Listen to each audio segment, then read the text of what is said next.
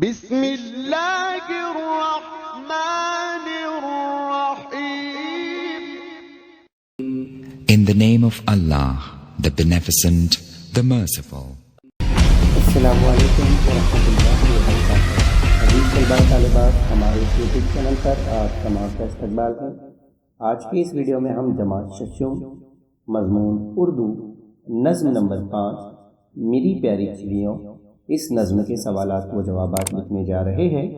Video کے نیچے subscribe button پر click کیجیے اور بیل آئیکن کو پریس کیجیے تاکہ آپ کی جماعت سے متعلق مزید ویڈیو آپ تک پہنچتے رہے. ایک جملے میں جواب لکھیے.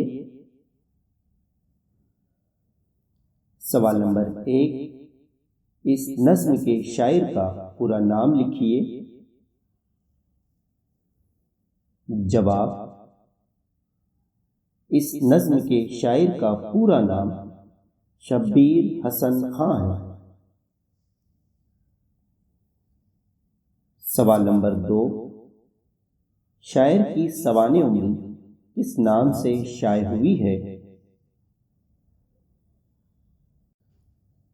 جواب: شاعر کی سوانح عمری یادوں کی بارات اس نام سے شائع ہوئی ہے. سوال نمبر 3، نظم کا وہ شعر لکھیے جس میں لفظ غوطے استعمال کیا گیا ہے. جواب: ہوا میں کبھی اڑ کے بازو ہلاؤ، کبھی صاف چشمے میں غوطے لگاؤ. سوال نمبر 4، شاعر چڑیوں کو نہر پر کیوں بلا رہا ہے؟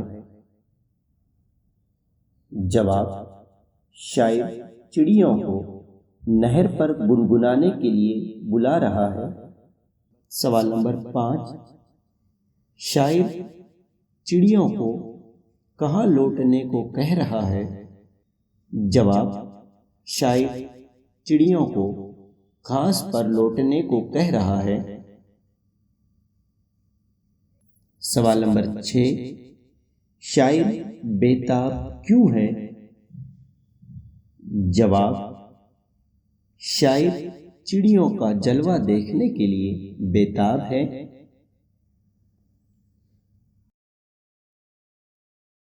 قوسین سے مناسب لفظ چن کر درج ذیل مصرع مکمل کیجیے.